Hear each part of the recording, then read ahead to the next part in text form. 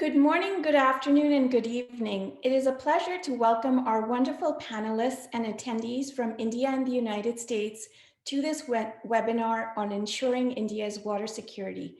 This session is part of an ongoing webinar series titled Resilience and Wellbeing Through the Lens of a Pandemic.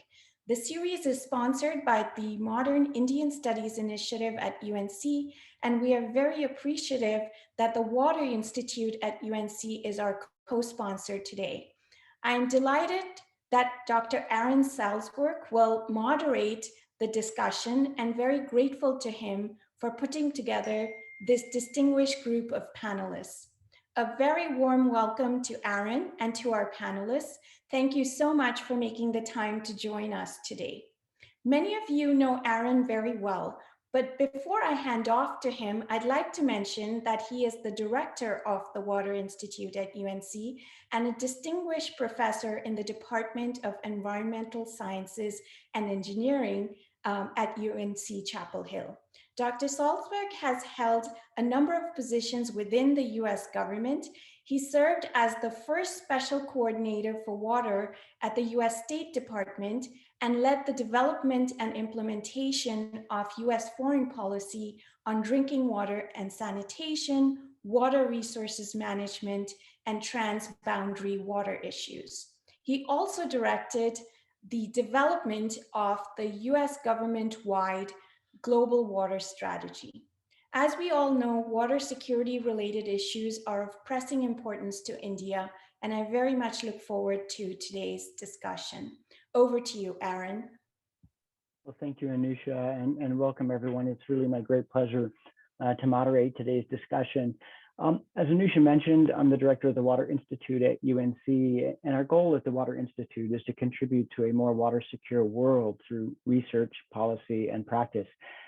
And I know that many of you listening into today's discussion are not water people, and it may be the first time that you're hearing about some of the challenges and opportunities around water.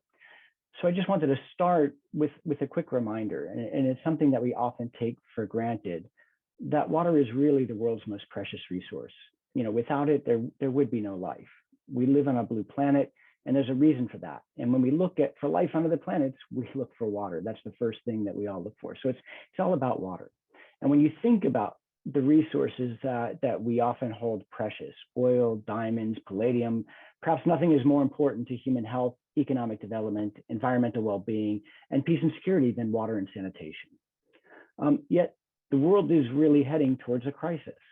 By 2030, more than 40% of the world's population will be living under water stress conditions, and more than 1 billion people will not have enough water to meet basic domestic, economic, and environmental needs. Today, more than 2 billion people lack access to water that's safe to drink, more than 4 billion to safely manage sanitation services. 3 billion people lack access to basic hand washing facilities with soap and water at home, a critical intervention when combating diseases like COVID and other infectious diseases. And this is just not a technical challenge, but it's a social, cultural, financial, political governance challenge. And if countries can't step up, they'll risk increased disease, greater fragility, and greater failure. And this is true for many countries across the world, but today we're going to talk about India. And in India, we're seeing harbingers of a water crisis. In fact, 75% of the households, water is unsafe to drink. More than 25% of the population still defecate in the open, and nearly a fourth of all diseases in India are related to water and sanitation. We're seeing farmers, and remember, more than half of India's population rely on farming for their livelihoods. We're seeing farmers committing suicide during droughts because they can no longer provide for their families. We're seeing rapidly dropping groundwater levels that are threatening the breadbasket of India. Just a short decade ago, 1/6 of the country went without power when a drought and a heat wave shut down hydroelectric facilities and other plants cooled by water. And many think that water will be the trigger for a war between India and Pakistan, or between China and India. By 2050, India's population is expected to reach somewhere near 1.8 billion. How will we meet their needs and ensure that there's enough water of the right quality and quantity to protect human and environmental health, to ensure food and energy security, and promote regional stability? And that's our question for today. And I'm really excited to have with us 4 people that I hope can help us navigate the complexity of these issues and explore not only the challenges India faces in assuring its water security, but also its opportunities.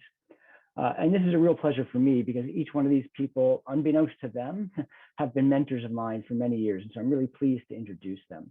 And I'll start with Ravi Narayanan. Ravi is one of the world's senior statesmen on water. He has over 20 years of experience in the corporate sector and more than 30 in the NGO sector. During this period, he has served as ActionAid's country director in India, and then as the director of international operations, and finally ActionAid's Asia director. He also served as the chief executive of WaterAid, a member of the UN Millennium Task Force on Water, and on the World Panel on Financing Water for Infrastructure. This was known as the Kamdassu panel. And for those of you who don't know, this is really instrumental in rethinking how we finance the water sector. Ravi was awarded an honorary CBE. This is the highest ranking order of the British Empire for his work with poor communities in Asia and Africa. I've always considered Ravi a water royalty, and it's just a privilege to share the virtual stage with him. Michael Kugelman is the Asia Program Director and Senior Associate for South Asia at the Woodrow Wilson Center in Washington, D.C. Some of you may not know, but just recently, the Woodrow Wilson Center was recently recognized as one of the world's top 10 think tanks on international development and foreign policy. Michael is responsible for research, programming, and publications on South Asia. His specialty areas include Afghanistan, India, and Pakistan. His recent projects have focused on India's foreign policy, India-Pakistan relations, the war in Afghanistan, and transboundary water management in South Asia. He's a regular contributor to publications that include Foreign Policy, The National Interest, and CNN.com. And he has brought global attention to the connections between water, peace, and security throughout South Asia, and has been a great colleague of mine throughout these discussions. I've had the great pleasure this past October to meet and co-chair what we call the late early show for UNC's Water and Health Conference with Dr. Sneha Makela. Sneha is currently the regional coordinator of FANSA, the Freshwater Action Network of South Asia, a network of civil society organizations in South Asia working to change the discussions around water. She too has more experience than I can highlight here, but she has been particularly focused on increasing equitable and inclusive access to water, sanitation, and hygiene services with governments, UN agencies, and other civil society partners. She has a publication record that would make many academics proud, and a passion and drive to ensure that everyone everywhere has access to wash services that we should all be trying to emulate. Finally, Peter McCormick. Peter is the executive director of the Water for Food Global Institute at the University of Nebraska. There he leads the Institute in delivering on its vision of a water and food secure world. In a previous incarnation, Peter was with the International Water Management Institute as the Asia Director in New Delhi, and then the Deputy Director General of Research in Colombo. His career has been focused on improving the sustainable management of water resources, particularly for agriculture in Africa, Asia, and the Middle East and North America. Peter was recently elected to the Board of Governors of the World Water Council, and he has taught me everything that I know about water and food security. So there you have it, a real dream team. And we hope to make this an interactive conversation. So please use the chat or the question and answer function to send me your questions. Actually, a Q&A function would probably be better because the chat might get a little bit crowded. And maybe what we'll do is we'll start with a round robin to get a sense of some of the challenges that India faces and introduce the topic to everyone. And so maybe, Sneha, if it's okay, we'll start with you. And we'll try and take this down to the human level right at the very beginning. In India, many people have access to basic services, but according to the UN, 50% of the population still doesn't have access to safely managed drinking water services and less than 10% to safely managed sanitation services. Can you tell us a little bit about what you see as the key impediments to achieving universal access to safe drinking water and sanitation? Thank you, Aaron. It's my pleasure to be here addressing this august audience. As you see, yes, India is progressing very well as a developed country. We are doing very good on the waterfront, and also for the last 5 years, the focus on sanitation has also been very good. However, we have got a lot of impediments, and the services have not been accessed by all equally, and then in the safe manner. And then I categorize them into two types of impediments: the supply side impediments and the demand side impediments. And when I look at the supply side impediments, it's like, again, apologies to all my great technical engineers, but the focus is more on the technology and also on bringing the new infrastructure. Always people are focused on getting new infrastructure, allocate more finances for infrastructure, deploy human resources for infrastructure creation, but very less focus is being given for operation and maintenance and the capital maintenance of these assets, which is a major impediment. And apart from that, the behavior change, which is the most key essential part of the supply side, has not been managed well. So I find that as one of the major thing. And another important thing is in rural India and also in the urban areas, the utilities are supposed to be maintaining these services, but then they've not been given any finances, human resources, technical abilities, and they've not been provided enough guidance on how to maintain these things, but then they've just been, handed over all these systems. And increasingly, the political decision makers are moving towards more of a free water supply and then highly subsidized pricing of both water and sanitation services in India. And apart from that, there is a lack of robust systems and institutional capacity to collect whatever those marginal revenues that are being levied on the people in terms of water tariffs have not been collected properly by these utilities, making them, to carry out this function is becoming a burden to them. And then the allocations for these operation maintenance have also been very minimal. And then we have been taught a lot about the convergence approach and the intersectoral, interdepartmental coordination, cooperation, collaboration. But on the ground, when you see, this is like, all in silos. The work happens in silos. So those are some of the main important supply side impediments. And then when you come to demand side impediments, I think the most important thing is India is a country which has been inherited these social inequalities, and we are still struggling with that. Inequities in terms of caste, inequities in terms of class, inequities in terms of gender, hydrogeological conditions, and then also in terms of the gap between the poor and rich, the class system.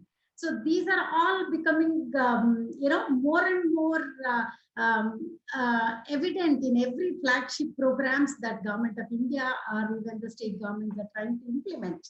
And we are still not able to break this barriers of inequities when we want to address. And when it comes to the people who are marginalized, they do not know what their rights are and how to demand for those rights. And then there are no platforms for them to represent their collective voices. So those those are making them literally marginalized again. The haves are taking more of it, and then the have-nots are still remaining at the have-not level only. So that's becoming a major impediment when it comes on the demand side. And another important thing is that the vulnerable communities also do not understand what exactly is safe water means, what exactly safe sanitation means, and how do they demand for these services. And there are knowledge and attitude gaps also, which have not been completely addressed, despite every flagship program focusing on these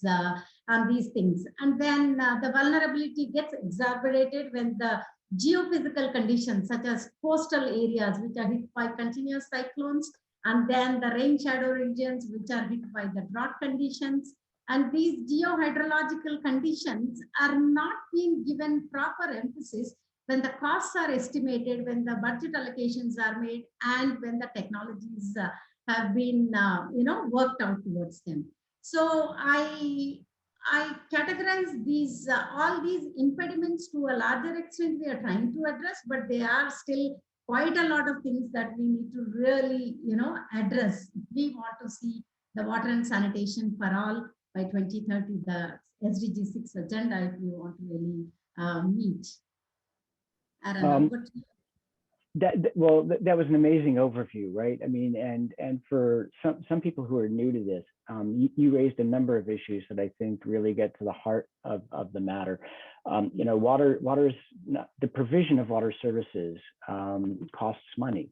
And while there's often investments in the infrastructure, how you recover the costs for operations and maintenance is critically important. Building the capacity of communities to be able to manage their own futures when it comes to water, building the capacity of civil authorities to be able to contribute and manage services, particularly in urban settings, I think is going to be a real challenge. And I think that was great. You mentioned pricing, and Peter, I hope we'll touch on this as well too. The dynamics that, you know, the pricing of water creates in incentivizing sound management is something that I hope others will also touch on. And I do want to come back to some of the systemic challenges around inequalities as well, and you know what that means for how India has to take special steps to address some of these challenges, because I think that's going to be critically important. But thank you. I think that gives us a good start in a sense and scope of the challenges that exist for you know, people on the ground who are trying to achieve access to safe drinking water and sanitation. So now I'm going to flip. And again, these are really complicated issues. And I know that we're going to be covering a lot of ground here, but I'm going to flip back and forth at scale, and because it's kind of it's not shock and awe, but it's to give you a sense of how these issues just span so much terrain. And so I'm going to turn to Michael next, and completely look at this from a different perspective. I think one of the greatest challenges, and perhaps opportunities facing India, is that they share a significant portion of their surface waters with neighboring countries. And can you describe what you see as some of India's greatest transboundary water challenges and how this might impact India's water security in the future? Yeah, well, first, thanks, Aaron, and thanks to the UNC Water Institute and partners for inviting me to this discussion. So this is a great question. It's a complicated question. And indeed, you rightly said that India shares a significant portion of its surface water with neighboring countries. So India shares the Brahmaputra with Bangladesh, China, and Nepal, and the Indus Basin rivers with Pakistan.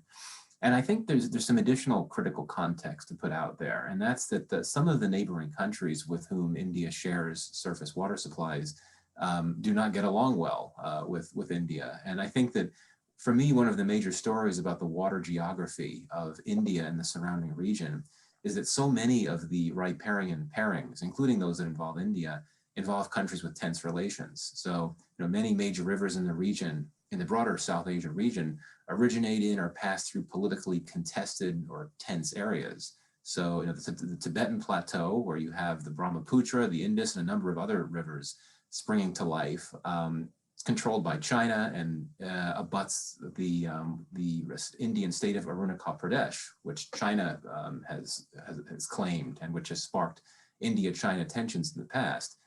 And so then you have the rivers of the Indus Basin flowing through the Kashmir region, which is an unending source of tensions between India and Pakistan. As for the question of India's greatest transboundary challenges, I would argue that the countries with which India has the most troubled relations are those where the biggest challenges lie with water, and that's China and Pakistan, which I'll get to in a second. But I do think there are some very real transboundary water challenges with Bangladesh. There's been a long-standing dispute over the Teesta River, on which Bangladesh depends heavily. Dhaka has claimed that during drought periods, Indian dam building has stopped up flows downstream, imperiling water security and water-dependent livelihoods in Bangladesh, and it has blamed India for releasing water during monsoon seasons, contributing to floods in Bangladesh. Now, both sides have drawn up a water sharing agreement for the Teesta, but it's been delayed on the Indian side for quite some years. And interestingly enough, not because the central government has opposed it, but rather because the longtime chief minister of a key Indian state, West Bengal, from where the Teesta flows downstream to Bangladesh, has opposed it, citing concerns about heightened water insecurity in the state if her state must let more water flow into Bangladesh. And I think that this is a dispute that highlights how state politics in India can ironically play a key role in transboundary water disputes. But I wouldn't overstate the seriousness of this particular transboundary water challenge. There is a water treaty in place. It just hasn't been finalized. It just needs to be signed.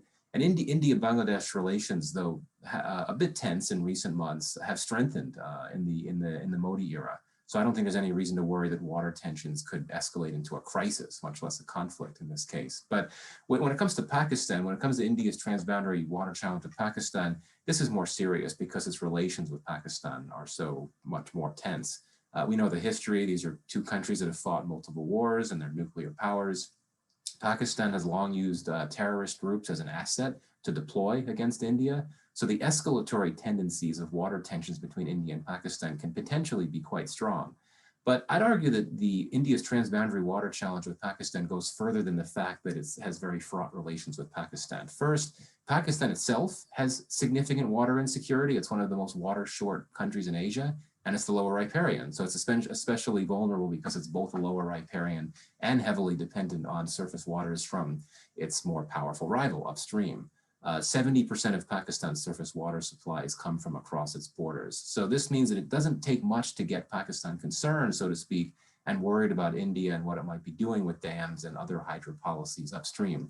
A second reason for the seriousness of Pakistan as a transboundary water challenge is that there is a water treaty between the two, a very famous one, the Indus Waters Treaty, but it's under pressure from both sides for being increasingly outdated. This is a treaty that's been held up worldwide as a great example of water cooperation, which it is, especially for its mediation mechanisms, but it's 60 years old. And both Pakistan and India have accused it of not properly accounting for demographic and environmental changes in recent years in both countries. So a key potential break on transboundary water tensions is under increasing strain. And the third reason why Pakistan is such a big transboundary water challenge for India is that water tensions could potentially have real and deadly consequences for India. As I mentioned before, there are India-focused terror groups in Pakistan, including one called Lashkar-e-Taiba, which in the past have incorporated water-focused grievances into their narratives. And in the past, they vowed revenge on India because of India's, quote, water theft.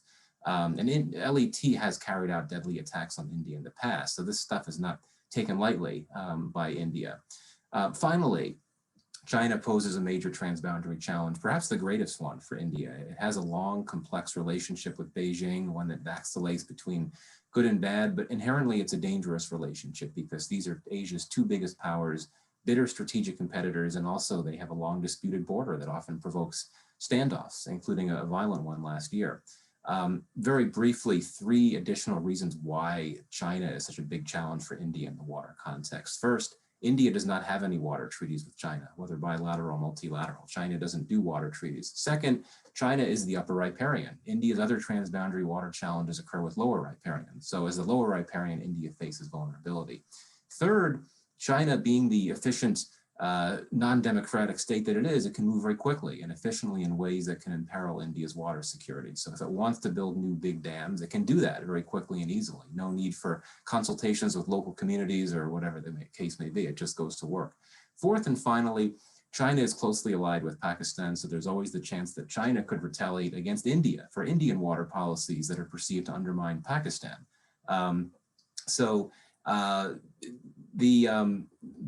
To conclude, what does this all mean for India's water future? I think it means two things. First, India will need to weigh its decisions about hydro policies on its transboundary rivers with considerations about the risks of stoking tensions with its downstream neighbors. And second, its water insecurity will be impacted to an extent by the actions of its one upstream neighbor, China. So I'll end there.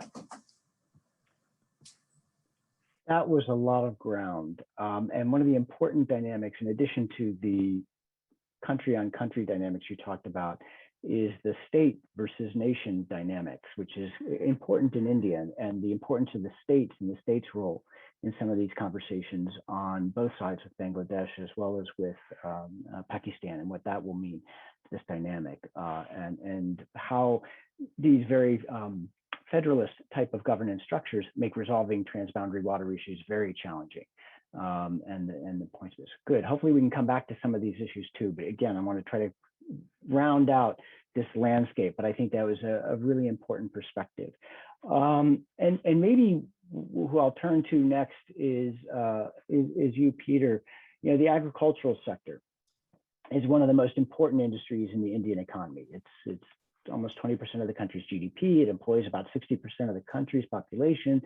It's also India's largest consumer of water. And, it's in some areas where agriculture is extraordinarily intensive, it may be running out.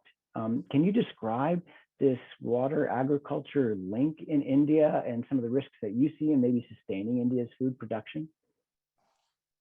Thank you, Aaron. Thank you, Anusha, and the team, and thank you all for being here today. It's a great pleasure to be part of this panel. I would like to start off by stating the obvious in terms of India is a large and complex country, especially when it comes to water and agriculture and their interrelationship. As someone that's been involved in India over the last couple of decades in one capacity or another, I know enough to know that I don't know enough about some of the situations. And as a practitioner in this space, I pride myself in terms of really trying to understand the context we're working in, because this interplay between agriculture and water does really play out in different ways in local contexts. So my picture is incomplete. I'll say that up front. And what I want to do is sketch out what I understand is going on. And then I think in terms of solutions, we need to be certainly working with the people at the local level or in the relevant states. I also want to stress up front also, what I'd like to say is, if in terms of agriculture, so India has, if you go back to the 60s and 70s and understand the challenges about food insecurity that India was faced with, agriculture has been very successful in India over the decades. It is significantly less food insecure today than it was at that time. However, which are surprisingly, there's still a large portion of the population insecure, estimates around 200 million undernourished. And while the population level is slowing, the population growth level in India is slowing, the population does continue to grow. And that's expected to be another 230 million people by 2050. So here's two very large pieces of the population puzzle that will be again, people looking to access food in the next 20, 30 years. But even in the short term, we have this present issue around food insecurity and particularly nutrition and undernourished. Given this, to fully feed the present projected population will require more and different forms of food at affordable prices. We have focused a lot on the calorific intake of people in trying to address food insecurity, but it's also how do you ensure that they get the right diet. And India is in a unique situation in terms of the diet. It's not as water intensive as some other diets in the world. So in terms of actually producing that food will not perhaps require so much water as you would be expecting elsewhere, but it will require more water. And there's things we can do, but there's certainly, even although agriculture is the biggest water diverter in terms of in India, like many countries in the world, the expectation is we will still need more water to address some of that food production. There's other things we can do by ensuring we're not doing business as usual, but we will need more water, which is a challenge given some of the situations on the ground. So I thought the best way to sort of address this is to try and, in my understanding of certain areas, is trying to put this into some context within India, because trying to say this from an India, we know that the fresh water per capita, the amount of fresh water available per individual in India is dropping because of the population growing.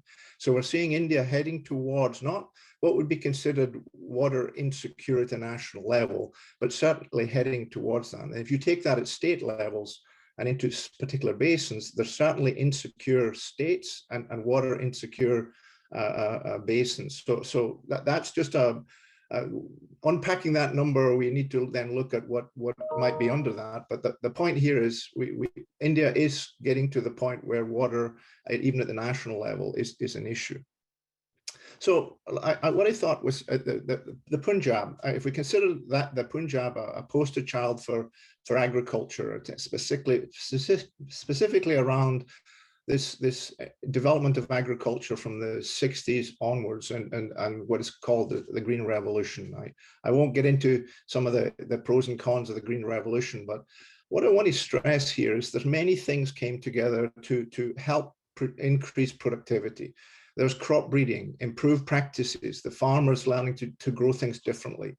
There was then the development of water, because a lot of the places where the opportunity, where the good land was and the skills were, water was a constraint. So surface water to begin with, and India has a long history in dealing with irrigation. In fact, it's one of the sort of birthplaces of irrigation around the world. But irrigation, that's developing larger canals, diverting water off of 200 years ago. And then more recently, the development of groundwater as technology allowed groundwater to be accessed. And that allowed Punjab to not only feed the state and produce enough rice and wheat, which is a major crop mix across the Indo-Gangetic plain, but it also meant that the Punjab became a net exporter into the other parts of India to help feed the nation. Underlying that development in the Punjab was the subsidization of free electricity to pump the groundwater. And some states subsidized, some provided free electricity. And what that meant, at the time, makes a lot of sense to actually be able to address the food security by helping produce, removing one of the major constraints to food security, or producing more food. But it did mean there was no real check there around how deep you pump and how much you pump. And as farmers learned to grow more, if the land was available, they expanded and pumped more water. And so this led to an accelerated pumping down of the groundwater than one would expect if they were paying for the electricity and even some of the equipment would be subsidized. So groundwater overpumping in India now is basically one of the worst situations in the world, recognizing that India is one of the largest irrigated economies in the world. So it's not surprising that India has this issue, but it's an issue that different states are struggling as to how to address this problem. So it's this once, as Sina was talking about, in terms of the changing behavior. How do you address this? And my Indian colleagues look at this and look at different ways to do this. There has been some success in Gujarat where they divided the power lines. So the idea was that they could then rotate the power to the irrigation wells and then have drinking water supply lines that went to the villages and to the population separated. And there's been some success with that. So you could actually, and the farmers then, they got more reliable electricity. But there's a lot more to these challenges. This overpumping then creates scarcity, and it creates scarcity for the populations that Sina was talking about. As they lose, they're the least able to afford sinking wells deeper and chasing the water down, so they lose their access to their drinking water source. This also brings people to thoughts for diverting surface water. So as Michael was talking about, these transboundary water, where some of those were used initially to develop these parts of India, there's a look now to bring more surface water to these areas. Again, it makes sense because you've now got a farming population that knows how to use water effectively. But at the same time, it also means there's competition now, not just transboundary, but within the rivers themselves, in how much water you're going to take off that river. So the point here is we're running out of options because these rivers are getting more water scarce. If we divert water out of the Ganges, this is going to impact the relationship with Bangladesh downstream. So this is all interconnected, and agriculture is a big part of this, not in the present situation. I could talk more about some of the areas, but I think then the counterpoint to West Bengal, to Punjab, was I just wanted to mention West Bengal, Bihar, Odisha, Eastern UP. These are areas where there weren't the investments or the development so much in agriculture. Agriculture didn't do so well over these decades. And in many cases, there was often too much water. Even the groundwater was close to the surface much of the year. So this relatively low agricultural production, it's an opportunity to close the gap and produce more food there. Where you grow more in Punjab, it's going to be challenging to keep that level of development progressing and changing the thing there.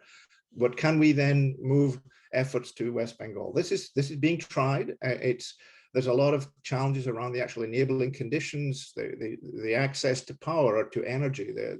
If a farmer wants to irrigate in West Bengal, up until now, they've been using diesel pumps. Are there other options? Solar, of course, is one that's being explored by many parties. But there's still a lot more needed to increase productivity. So the point there is, yes, we have a challenge in Punjab. This is something that needs to be addressed and how to work out a way that fits that particular context. At the same time, we have opportunities elsewhere. And it still means that overall India is still having to do more with less in terms of the water available. But there are these opportunities. And again, we then look to some things like engineering solutions, like transferring between basins. But you also could look at focusing on where you can transfer the agricultural production to elsewhere and continue the success that India's had with its agricultural sector. Thank you. Peter, maybe a quick follow-up. Just in other places where we've got water mismanagement challenges, either because there's too much water on the ground or too little, salt begins to build up and the land becomes less arable and productive. Is there a risk of losing large tracts of arable land within India or seeing them become less productive because of poor water management? Certainly, there's actually quite a lot of, like in many of these areas, a lot of expertise in India around salinization and so forth. Places I haven't worked so much in that space myself in India, but places like Rajasthan where they are particularly water scarce, and that means that the drainage water gets increasingly more saline and gets onto the soils or dries up. That's really where a challenge is. In terms of how that is deteriorating now as opposed to 20 years, it certainly was deteriorating, but a lot of effort was put into trying to address those problems. The other places you find this happening is one of the big increasing water supplies in India is also the wastewater stream from the cities. And there in the drier areas, you also get a higher concentration in salts in that wastewater. So that wastewater can take more salts and other contaminants to the fields if the water is then reused downstream, which again, as the overall water situation, as water gets scarcer, that becomes more of a challenge. And again, it depends on the state. I think that the flip side to that, Aaron, is that in places like West Bengal, it's like what is happening in Bangladesh and what you find in the sort of lower deltas of the Mekong and not so much the Irrawaddy, but where in the winter, in the flood seasons, you get a particular growth of paddy rice. You can grow rice because there's so much water. But in the dry seasons, they've shifted to intensifying agriculture after the rainfall, using the groundwater and some surface water. This has allowed places like the Mekong Delta. Now, there's other issues around sea level rise and so forth, but in terms of intensification of agriculture, what has happened, and it is happening in parts of India, but it's then that off-season irrigation actually becomes the more productive time of the year because you're able to control the water from the groundwater. And you still have that crop in the wet season, but you can't, increasing production there is challenging. But when you can actually control the groundwater, it allows you to have another crop on the same land. And that the other factor there is often you get the water sustained because when the floods come, it recharges the groundwater. Now, there's all kinds of challenges there, but it's certainly played out in the lower Mekong, and you're seeing it in other Southeast Asian deltas. Yeah, we'll come back to that because the connection to energy is important, and that touches on the transboundary issues as well as some of the other things. But Ravi, I'm going to turn to you, and in some respects, I saved the hardest for last. And to me, this is one of the hardest challenges that India faces. I think that pollution is probably the greatest threat to India's water security, whether it's industrial pollution, untreated wastewater, growing source of microbial and chemical contamination, the farming and the intensification of farming, the transboundary impacts. I mean, what do you see as some of the greatest challenges in protecting or conserving India's water supplies? Thank you, Aaron. Well, you've asked a very, very big question. I don't know whether I can answer it. The complexity of it, India is both, the problems are complex and the problems are very large. So it has two sets of issues. Now, as far as pollution is concerned, we're not just talking about anthropogenic pollution caused by human beings, but we're also talking about geogenic pollution, arsenic and fluoride. And particularly where drinking water is concerned, these are real issues. So we have two sets of big things that are caused by human beings and things that are happening normally, naturally, but which affect human beings. So it's a double whammy. But now, what does one do about it? I think there are two ways of looking at it. One is looking at surface water and looking at groundwater. India is particularly dependent on groundwater. In fact, it's a groundwater civilization. If you look at the consumption of groundwater, it probably consumes more groundwater than India and China, than the US and China combined. You know, that's the scale of it.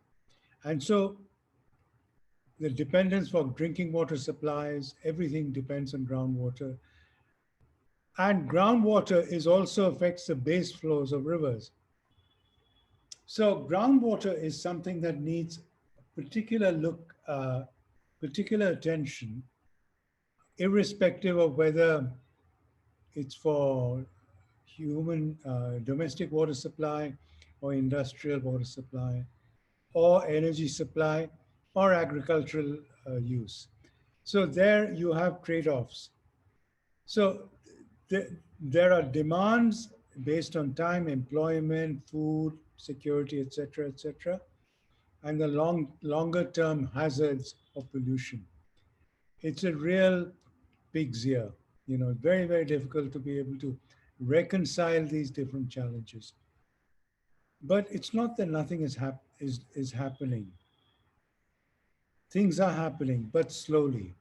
Whether they're going to be fast enough to overcome the challenges of population growth, which, by the way, we still have to see whether the trajectory is going to go up or down, because the census is happening at the end of this year.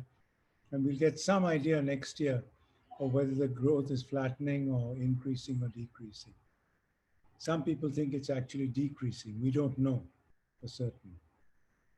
But whatever it is, even with the current population, the demands are certainly growing.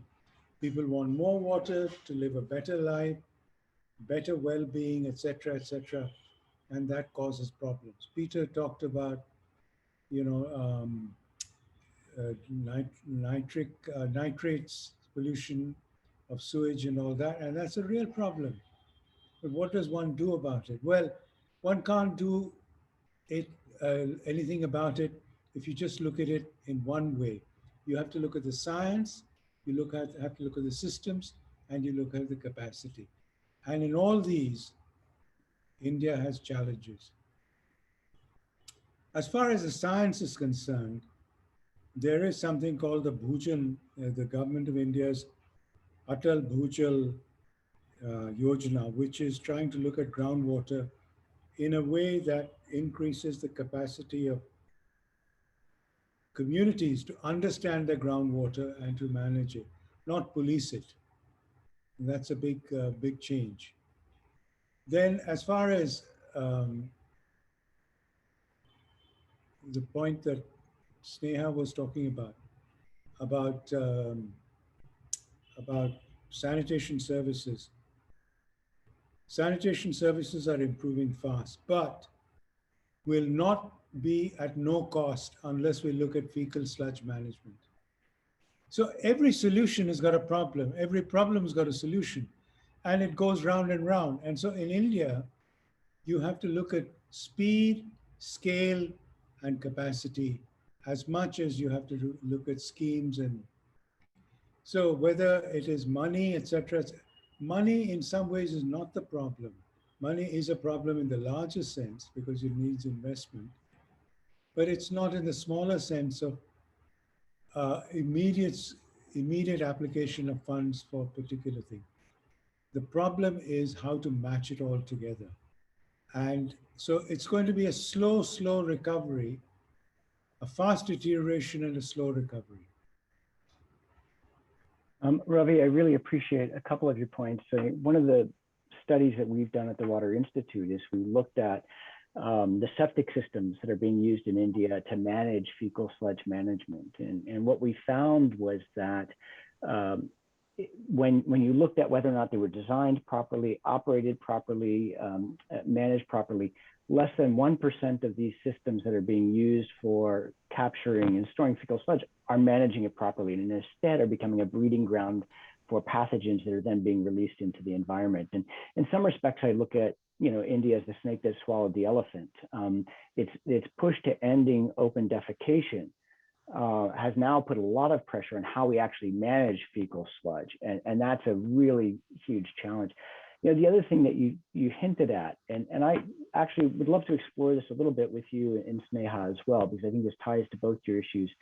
My wife is from India, and so and she comes from a Hindu family, so I see firsthand the religious value that water has in India and the cultural value that water has. And I've been to the Ganga to say goodbye to loved ones, and I've been part of that process.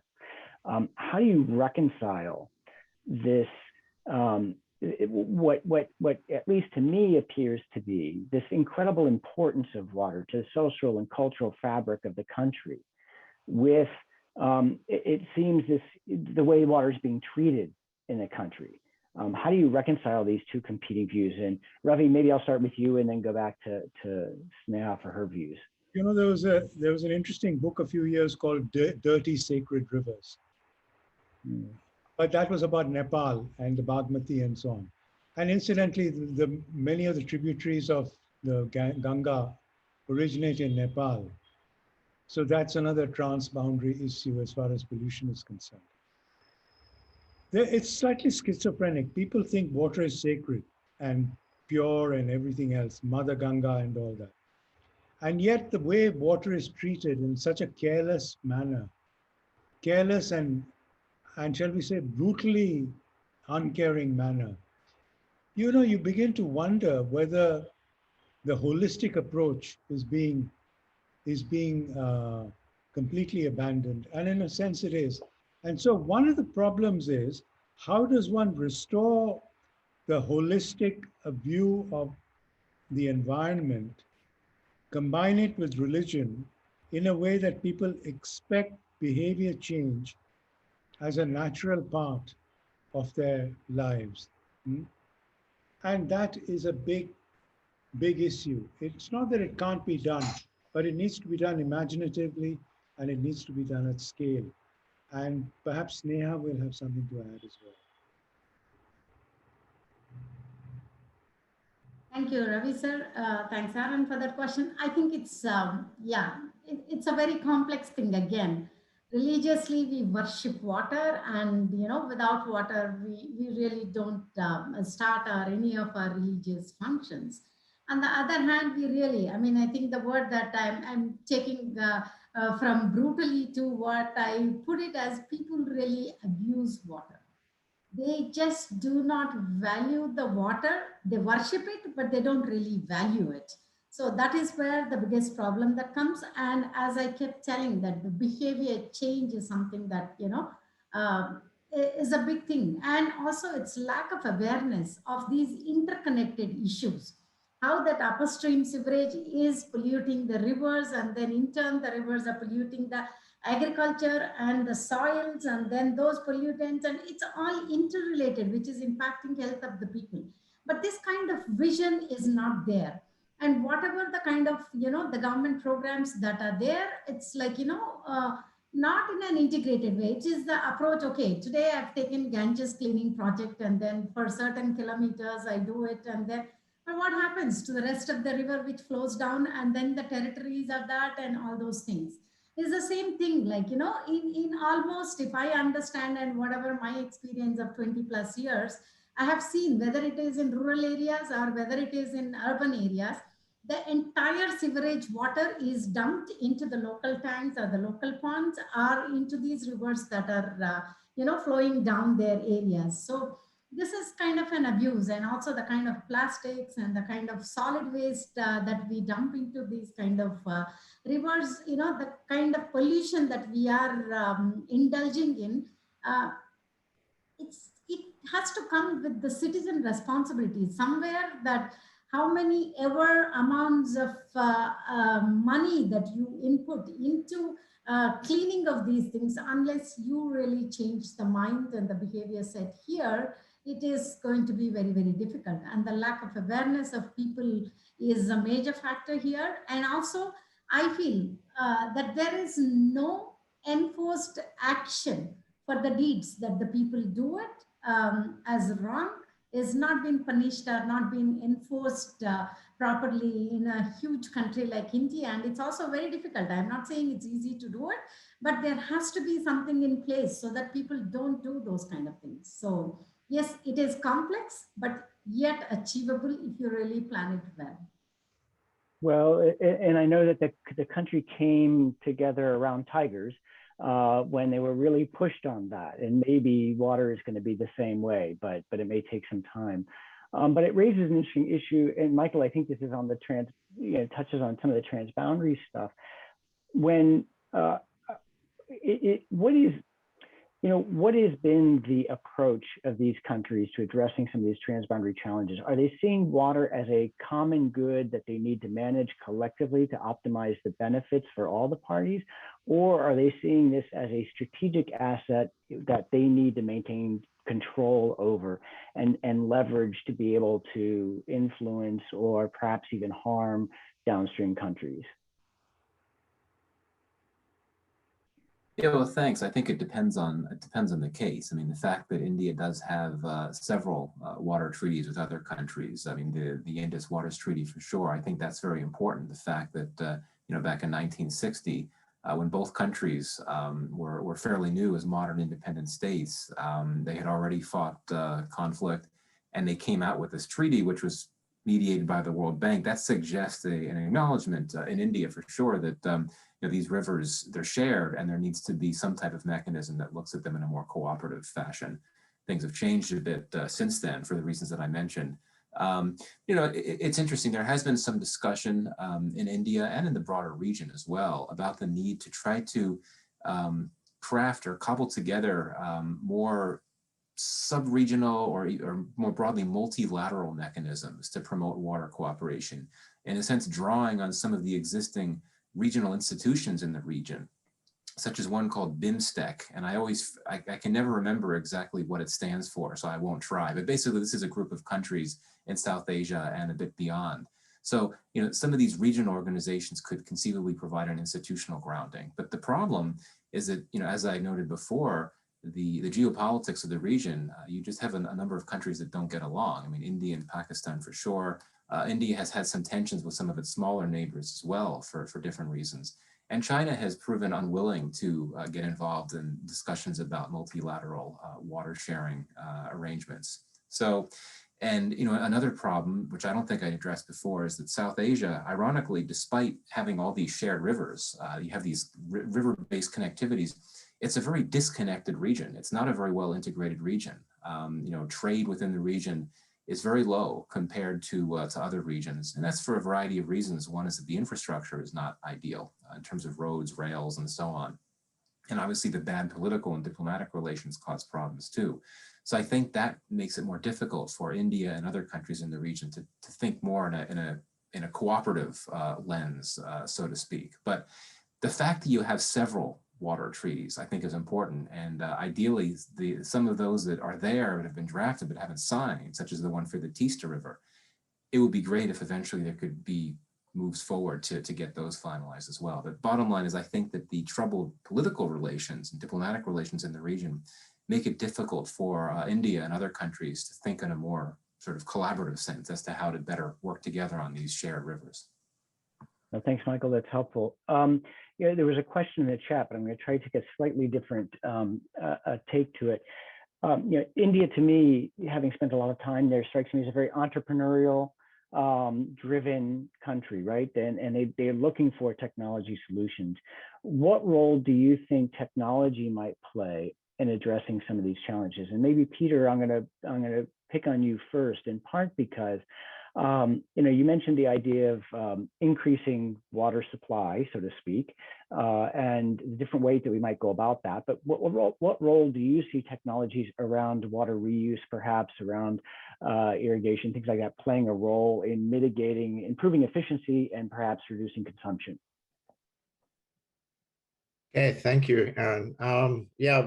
Maybe before I say that, the one thing I maybe didn't bring out in my earlier point was, I think from an agricultural point of view, in states or basins that are already stressed, they really should be looking at capping the consumptive use in agriculture. That's how they limit and this is very difficult to do. It's easy to say, it requires all kinds of things to fall into place.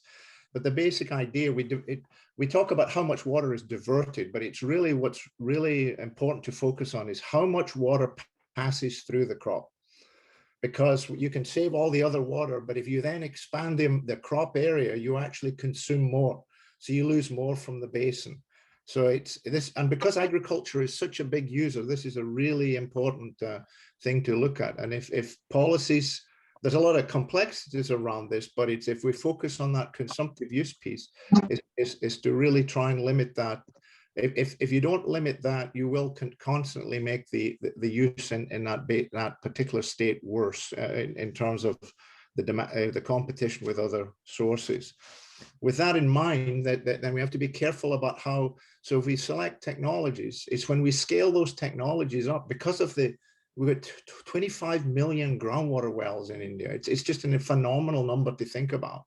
And so once you have that out, small scale, but across a huge landscape, it's very difficult to then manage that, to change the behavior. So you have to think about this beforehand.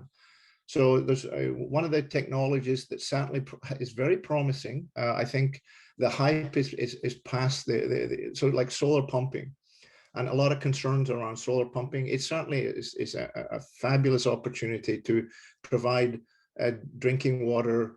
In agriculture, I think it needs a closer consideration, and it needs to be contextualized. It needs to be understood in that local area. What are you going to do if it does then get scaled out? What will happen? Will you create another situation as we did with the subsidized electricity in Punjab? It's not the same story. People are laying that story over the solar wells, but I think there's some inbuilt controls there on the physics that are going to make that a little less likely for that to happen, but it's certainly a threat we need to be paying to. So things like solar pumping are certainly an opportunity. Technologies around the information. So the things I was just, water productivity, we can do a lot of that now. And again, these skills are present in India. They do this already. You can do the water accounting. You can work out how much water is being used and provide that information to decision makers. That's where the technology gets used, but that is only of use if there's then the capacity to take action on that information. So we can know that we want to cap the amount of water use in agriculture in that particular area.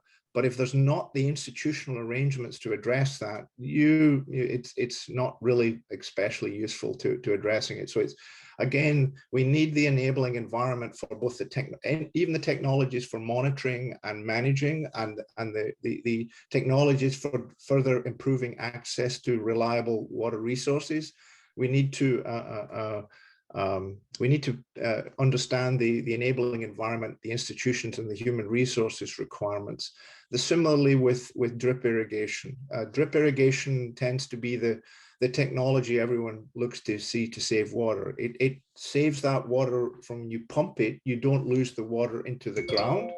But then if the farmer then sees that he or she has actually improved productivity by using a drip system and then expands his drip system or her drip system onto more land, you're actually lost to the system in terms of the evaporation from the crop goes up. So it's self-defeating. That individual farmer's better off, but the watershed is worse off because you've taken more water out of it. So these are conscious decisions that we must be making as we roll out such technology. People don't want to hear that. They want this miracle that will roll out and fix all our problems. But we must manage our technology, or we'll get into the same problems as we have in in the groundwater. Yeah, I think that's a really important point. And of course, we saw this in many places in the world where the introduction of new irrigation technologies drove water consumption up in ways that were unsustainable. Your other point as well, which just to make clear for folks who are listening in, you know, the fact that power supply might not be 24/7 will often drive very inefficient water use. And so the intermittency of power and the power supply system can play a huge role in people flood irrigating at different times and storing water inappropriately. And so it's not just technologies that might be related to water, but energy provision in other areas that would also influence what's going on. But I'll give, sorry, I'm looking at Ravi and Sneha to see if you wanted to weigh in on. Sneha, why don't you start on this idea of the role technology might play in addressing some of these challenges? I think technologies are very, very important, and they do play quite a big role. Of course, Peter was talking more about the irrigation side. I would like to talk more on how we can use the technologies for reuse and for treating the water so that the rivers are not polluted, and some of this water can be reused within the urban areas for a lot of other things. And also the same way, the fecal sludge management, the challenge that we are going to face, because so many millions of toilets have been constructed now. We do not know what second generation issues that we are going to come up with. So fecal sludge management, and then in that way, we call it as now the new term, the circular economy. The entire sanitation value chain, how effectively we can reuse and revalue these products so that they can better be used within the system, and then so that there is a balance between the natural ecosystems that can take care of the sanitation to some extent versus some of the sanitation systems that require technological solutions, especially for the urban areas. I think we need to look at those kind of solutions, and reuse has a lot of potential in urban areas for the parks, for the green spaces, for the lawns of the rich, and a lot of things, and also for the industries and all that. But how do we really systematize all these things, and how do we really engage the citizens in the process, and then also make the awareness on all these circular economy products or the reuse and recyclable products so that they can get into it. And also the affordable technologies. Again, there are solutions and small success stories, as Peter was saying. Gujarat has witnessed some success stories on behavior change, but there are other places in Bangalore, they have tested, and Devanali, they have tested solid waste management units. And then, but then these stories have not been really, upscaled to the country level. And somehow this, again, I come back to my own thing, the behavior change of people and the mindset that, reuse is also okay. And then there are certain uses that we can do these things. So those kind of technologies will play a big role in taking these second generation issues of sanitation, and also the water quality protection at the ground level. The water quality, like how can these rural panchayats, which have been given the responsibility of safe water management, how could they do it? Is there any system of continuous data management for them, continuous testing, and then keeping the track of all these things? I'll just give you one example of mine. I wanted to have a time series of water quality data for a certain area for 5 years. They usually, as per the government norms, the pre-season and the post-monsoon, pre-monsoon and post-monsoon, the testing has to happen. But then when I want to look at all the 5 years pre and post-monsoon data, the data is not available because the systems are not geared up in such a way. There is plenty of technology available to do these kind of things, but we haven't really integrated technologies into our systems. That's where I see a lot of potential for these things. Interesting. And, and I sorry, Ravi, did you want to add to that, or? Peter, yes, Aaron, what Peter was saying about making sure that the technology works with systems is extremely important. But there was another point that I wanted to make, the one that Sneha was talking about, lack of awareness. What we really require is a huge public information campaign. It's not that it's not being done. When I was a young boy, India went metric. Hmm? And it had both the British imperial system and the Indian local system. And it managed to do that at a time, I'm talking about the 50s, at a time when technology of transmission of knowledge was very, very limited. But it did it because it was concentrated and it happened with a will. So, what it requires is a concentrated will to be able to translate the messages in a way that can reach people, and a constant effort at doing it repeatedly so that it enters into the DNA of people. Ravi, let's take that a little bit further, because James Westcote, who's familiar to many of us in this water world, has asked a couple of very good questions online, and he's probably the best person to actually answer them. But Ravi, let me ask you, because you're touching on some of this, the importance of politics in all of this, and how has India's political leadership stepped into this? How are political considerations taken into the management? Does it drive what we're looking at improvements in water, or is it a byproduct of what we need to be able to do? How do we integrate politics into valuing water and to moving India into the next place? And I know, and you guys are welcome to comment on this, we know that the Prime Minister has taken many steps over the past 10 years to integrate water into the priorities of India's policies.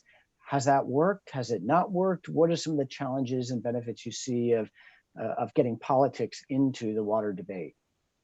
And I'll come back, Michael, I'll also touch with you on that too, because I know that that's been on the transboundary side has played out as well. But Ravi? So politics has never left the water debate. It's always been there. And it's been used in good and bad ways. Good ways, such as, for instance, the improvement in sanitation and what is now being done on groundwater and so on, hopefully will get positive results.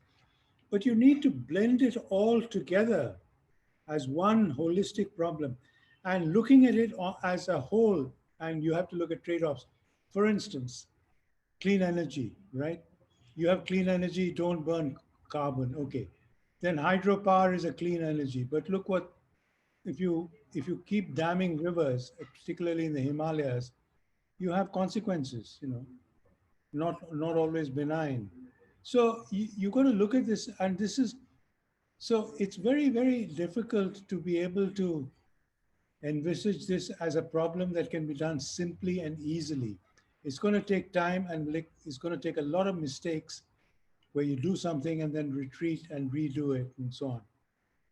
Now, the problem with transboundary thing is, of course, much more difficult because people have been conditioned to think in a particular way about their neighbors. And possibly, just possibly, now I'm not saying certain, if information was made available in a much larger and more open way, possibly people could come to their senses. But I'm not completely hopeful about that. I share that view, Ravi, and I actually do think there's hope on the horizon. This may be too technical for our audiences, but NASA, the UK, French, Canadian space agencies will be putting up a new satellite in late 2022, which will allow us to look at the heights and elevations of all the major reservoirs, river systems across the world.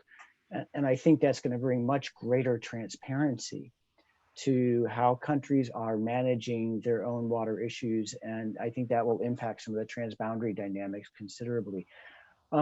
But Michael, you've mentioned a number of times, of course, how the water issues between these countries are being driven by politics, maybe necessarily than the pragmatics of water. Is the data compelling?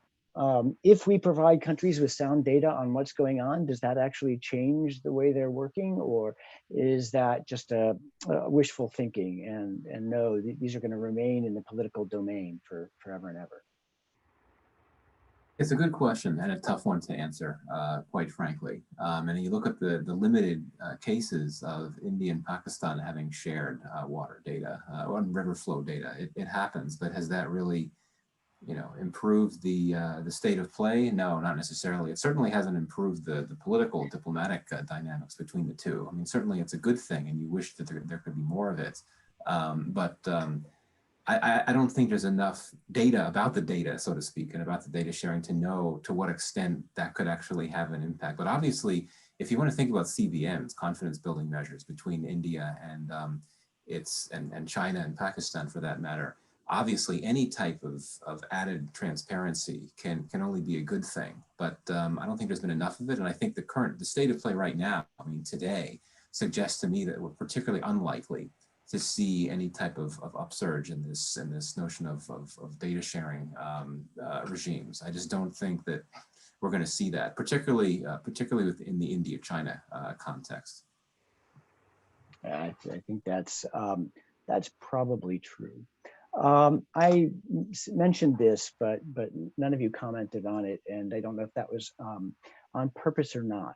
The government has taken a number of steps over the past 10 years. Do you think these have been effective?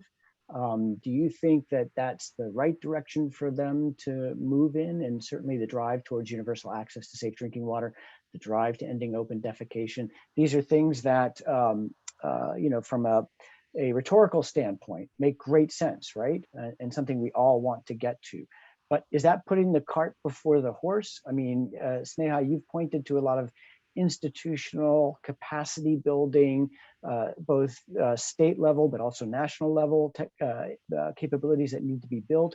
Ravi, you've talked a little bit about a lot of the water quality challenges and just addressing some of the key water treatment. I mean, is the cart before the horse here in terms of the political declarations? And do we need to take a step back to lay some groundwork? Or is this really the right way to try to tackle some of these challenges? I think we don't have the luxury of time. That's a problem. We don't have the luxury of sitting back and getting a nice rounded picture and then trying to solve it in a systematic way. Everyone's under pressure, as politicians are equally. And so the thing is to do something, get a scheme, get a plan, get a program going as quickly as possible. Some things have worked, for instance, you talked about safe drinking water. Now, so long as it was defined as improved water sources, the hand pump thing was remarkably successful. Now, safe water is defined as piped water supply. So the figures have fallen, and the number of people covered. Now that's going to be solved. Now that'll create other problems of wastage and so on. So one problem creates a second order problem. One solution creates a second order problem. So in a sense, it's inevitable. The problem with India is it doesn't have room for error. It doesn't have margins to play with. And that is something that we have to watch. And which is why I think it's important to get capacity down at the local level as quickly as possible so that people can understand the consequences of their actions. You said one of the things that actually is, for me, one of the most important points that I'm always trying to make, but it might not be obvious. The water problem is not something that you solve, right? It's not like a vaccine that if you can give to somebody and therefore you're now protected from this. Addressing these challenges requires work every single day, forever and ever. It will never go away. There will always be challenges and threats to our water supplies, and we're always going to have to work to try to address them and to improve the levels of service that we're providing people. And that's one of the things that we often forget, right? This is a continuous process. Sneha, did you want to add to that? Yes, I just wanted to say that at least compared to to what earlier, the 10 years have been a big focus for water and sanitation. I mean, remarkably, with the introduction of so many flagship programs, we have created definitely a focus to water and sanitation for all, and we have achieved to some extent. Without this political involvement so much, it would have not been possible. So we need to take that in a positive sense. But as Ravi sir is saying that, you solve one problem, then you be ready for the second one. It is there, it is coming. Like some of my sanitation colleagues are saying that, like, you are sitting on the landmine. Anytime these million toilets where the single pit toilets are there, they are going to, pollute the entire water and and you will have a lot of water quality issues. And similarly, the fecal sludge management. And then where do you really dump all this solid waste from rural areas? So there are plenty of other problems which are coming up. And what is more important is that our politicians, our bureaucrats, and the people who are in the sector need to visualize these problems for a little bit long-term solutions. Otherwise, it becomes very difficult. And also, I want to raise this issue again and again, that we need to really build and involve the citizens themselves in the service delivery process. How much ever you, how much ever you talk about at the political level, ground the level, the consumers also takes equal interest in maintaining the service delivery, in questioning the governments and making them accountable if they are not delivering the services, and then ensuring that they also equally take responsibilities, whether it is polluting the water, whether it is maintaining the household service systems, and then not contributing too much pollution to the outside, so that utilities, cannot manage. Some of these things have to be, as Ravi sir, again, I'm going back there, he was mentioning that the large sized awareness and campaigns need to take place, and we need to really bang on people, like, it is your responsibility too. Just because the government is, supposed to do services, it's not that they have to do the entire thing. We as citizens need to be part of this, and governments should devise systems to involve the people and citizens in this whole process. Otherwise, how much ever you do it, it's not going to solve. Given India has the second largest populous country in the world. Thank you, Sneha. All right, two quick questions for Peter and Michael, or one question for both of you. Climate change. This is likely to have a profound impact on this area of the world. Peter, how do you see the climate change challenge impacting India's food security, its management of water resources? And Michael, I'm kind of curious from your point of view as to whether or not you see this having impacts on some of the transboundary relationships on water. Peter? You're muted, sorry. In many ways, Aaron, I think in the northern part, I think, well, all of India, I suppose, one of the concerns, certainly the change in the snow melt, not just glacier, but the change in the snow melt and the flows in the rivers, getting earlier flow in the water flowing down earlier, not having the storage capacity, and actually even increasing storage above ground is a challenge. So even if there was to be a technical fix, it's not ideal in Nepal and in India to do that. So that's certainly, we're going to see water coming down the rivers earlier and not being necessarily available for irrigation. So we'll see some challenges in the surface water. We're already seeing some of that. And then, one of the storages would then be potentially to look at recharging groundwater and addressing that. I think one of the things that the temperature rise, and we're seeing, one of the things we're seeing in the food side or the crop side is a plateauing of the yields from some of these crops, the things that we rice and wheat. The breeders are seeing a sort of, we're not seeing the increases we saw in the past, and not being able to stay ahead of that climate change, the increased temperatures will have an impact on the yield characteristics of those crops. So we're seeing that kind of change. It also increases the evapotranspiration for those crops. So while we may be continue to increase the capacity of those crops to yield, the amount of water they need, because it's got warmer, will increase. And that's over a big landscape, that has a big change in the demand of water. I think the one that really is difficult to predict, but certainly will have a big impact on food security, is the shifting monsoons. And how the monsoon shift in India in particular is a unique challenge to that part of the world, and certainly it's the models, and I haven't looked that closely in that last 4 or 5 years, but these things are difficult to model and understand. So there's all kinds of things going on. The adaptation. So then what, with that variability, the farmers themselves, their behavior towards that, one of the key adaptations that ends up happening, despite all the other things we look at, can we use rain-fed better, is how they manage their water better. And irrigation becomes, so the demand for irrigation will go up.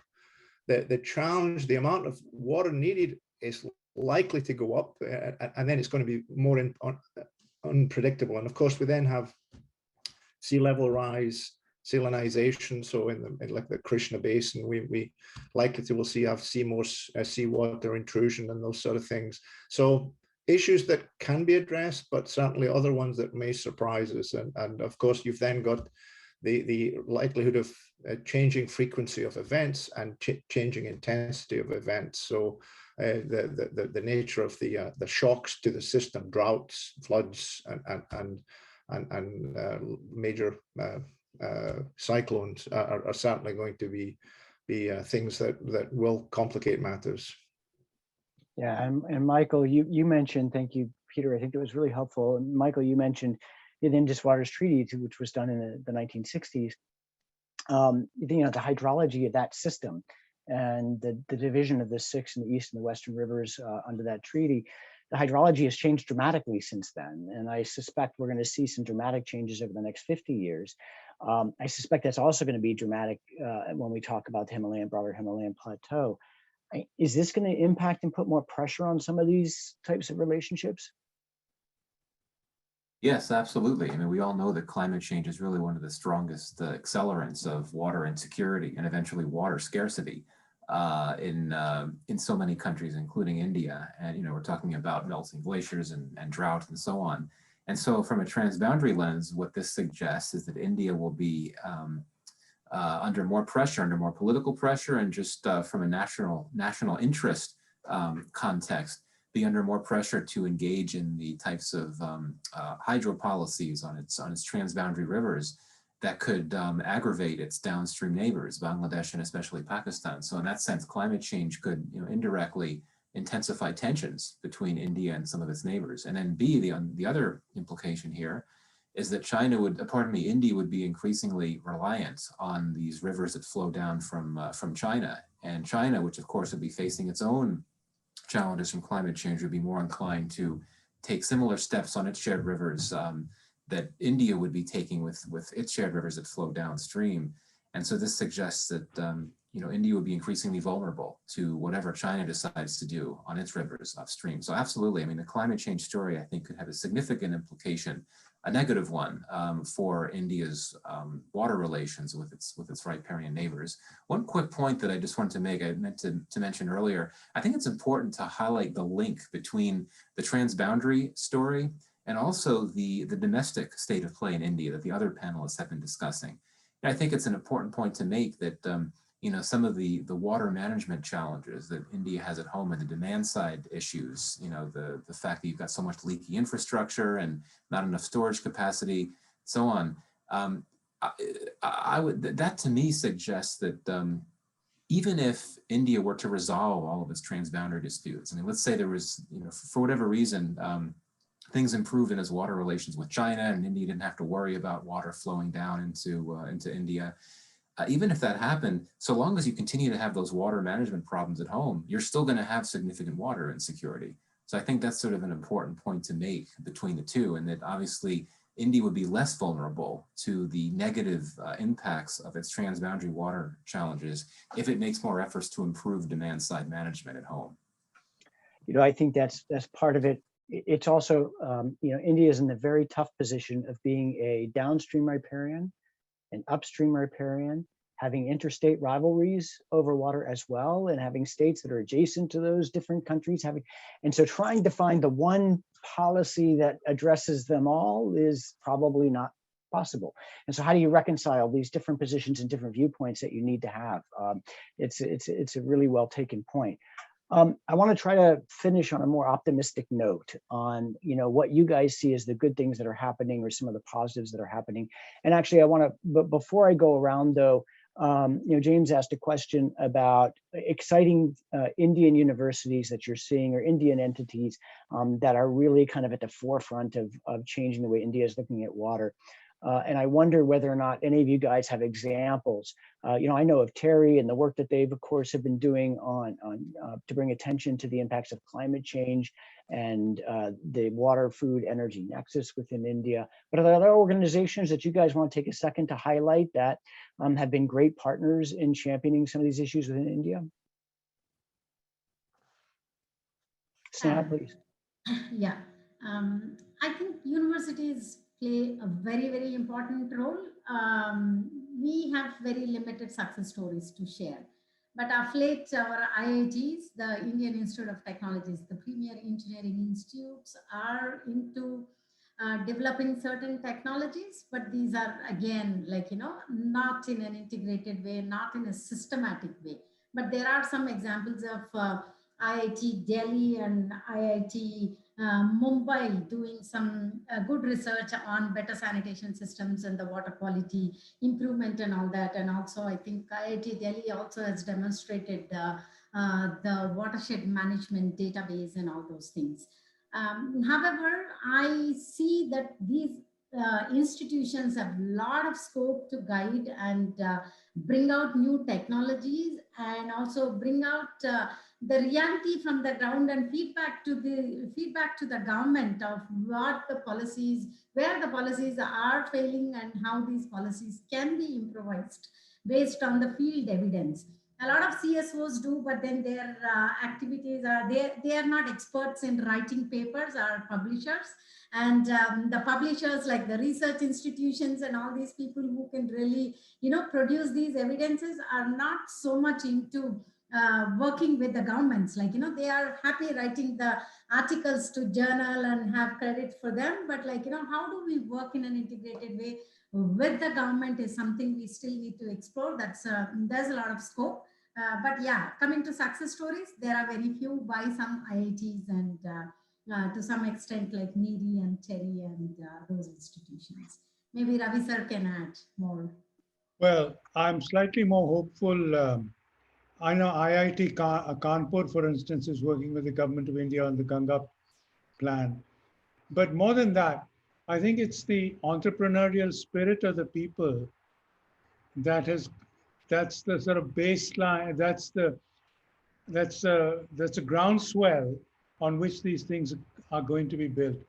One particular example, if I can give you, there's an organization in Bangalore called Argyam, which believes in taking things to scale, and it's trying to use software technology to help spread of information. Whether this works or not, it's a way of trying new things.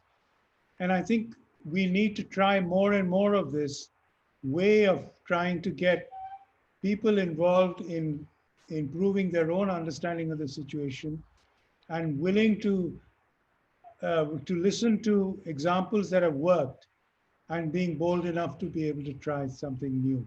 So I'm very hopeful that things are going to get better, but they will get worse before they get better. I'm not sure where to thank you for that, but I think that's exactly right. And Ravi, thank you so much. All right. So Peter, is there, I'll go around very quickly just to see if there's some last words you want to leave us with. I think it's been a really vibrant conversation. I'm not going to try to summarize everything that's here, but maybe what I'll do is start with Peter, then go to Michael, then go to Sneha, and then go to Ravi for last words. If you have any about what we've talked about or a positive message for going forward. Peter? Yeah, thank you, Aaron. I was actually prepping to answer the last question you made there. Sorry. Oh no, please. It's no, that's okay. I'll answer it both because I think it does. I'm going to jump off of what Ravi was also saying. I think it comes down to people and the responsibilities and managing water and empowering the communities and so forth. I think I've worked more closely with people in India over the years. We do have connections through either my colleagues here in my team who work in India are from there, or different activities we have. One of the areas that we've, and it's through the, it's supported by the Indo-US Scientific and Technology Program in New Delhi. It's a relatively modest program, but we've actually had a great fun with and success with it, because it funds young professionals to come from India who are at the point that they've finished their PhD or assistant professors going into different universities. And we've now had about 30 of those scholars come to Nebraska, and then they go off. They're not really, it's not a postdoc. It's basically they can be here for 3 months or 12 months along that range, but get into the labs and go out. It's mainly focused on water quality, some of the remote sensing parts of this. And that's really built a real strong, in a country the size of India, 30 people are not, it's not a huge impact, but it lets us now, we've got all these networks into universities in India around this water quality issue in particular, and remote sensing. And that's been really successful in building this connection for us.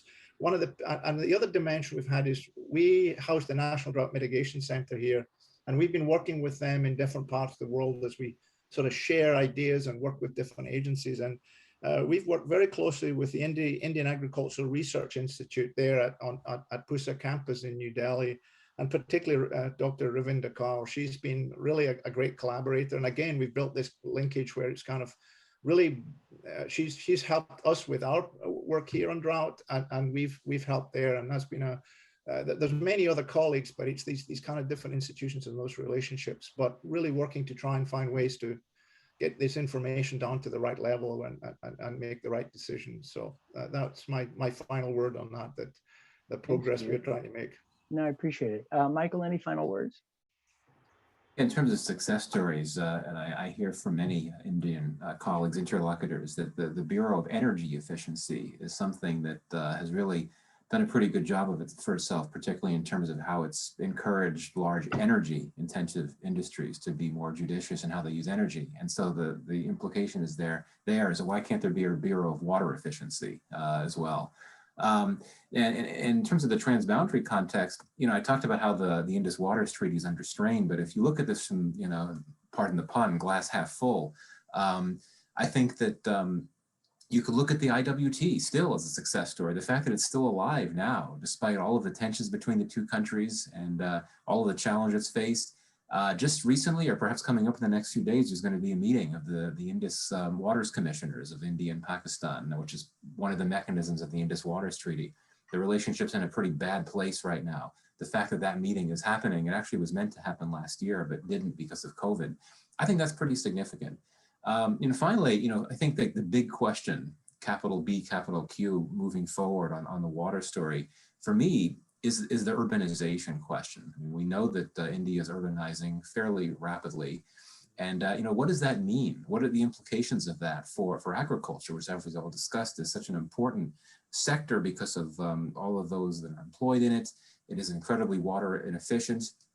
Will this mean that agriculture will be further neglected if you have these urbanization trends, and if the economy starts to transition in a way that urban-based sectors are larger, more significant drivers to the economy?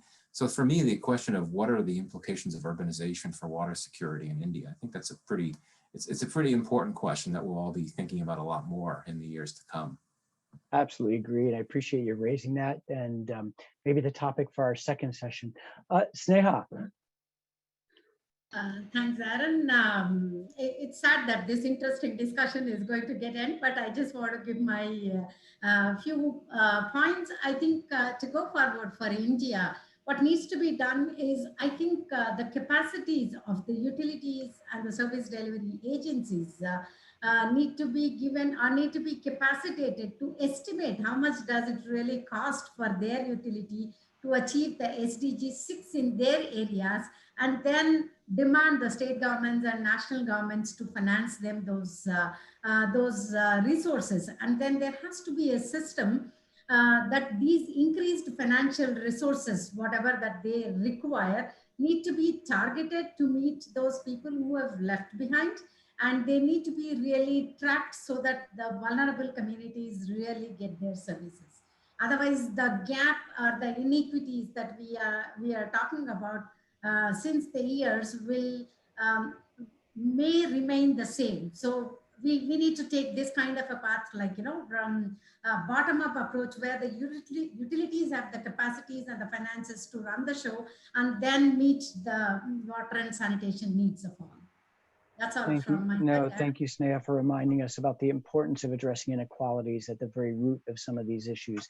And I think that's going to be critically important moving forward. Ravi, any final words? Yeah, I think, I look at the glass half full and not half empty. And I think the relationship with the United States and universities like UNC going to be very important, because the sharing of technology and policy issues needs to be continued. So I'd just like to congratulate you for organizing this kind of session, and hope that many others will keep following. No, I appreciate that. And Anusha, I'll turn it over to you. I mean, I think the conclusion here is that there's a crisis coming. We all know it, and there's not much room for error to get India back on track.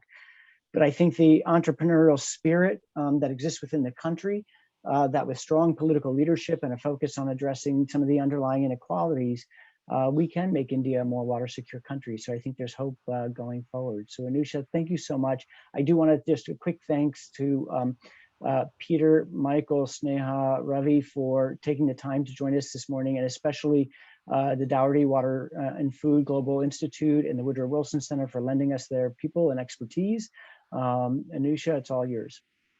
Thank you so much, Aaron, and thank you to our panelists for joining us today. Aaron, this has been, it's been a powerfully curated conversation, and I'd like to thank you for that on a topic which is about one of the grand challenges of our time, which is water, and in particular, India's water security.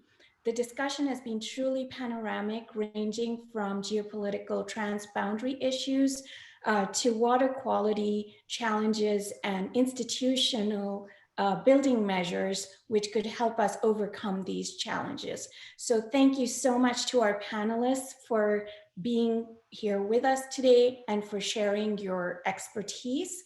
And I'd like to echo what Ravi said at the end, that it is our hope that initiatives like this will facilitate more exchanges between knowledge building institutions in India and the United States to solve these grand challenges of our time. I'd like to thank Samara Rahman and Cody Sun for their technical assistance and for keeping things moving so smoothly and coordinating everything behind the scenes. I would like to thank the Carolina Asia Center and UNC Global for their continued support. So thank you so much for joining us for this session. And Aaron, thank you once again for this amazing conversation about a very important issue, India's water security. Thank you, and join us again. Thank you. Take care. Firmalinge. Thank you very much, Aaron. Thank you, everyone. Thank It you. was Thank you very much, wonderful to see Aaron. all of Thanks, you. everyone. It was Thanks a lot. Bye-bye. Have a great evening and a great day. Thank you. You Thank too. you. Thanks. Thank you.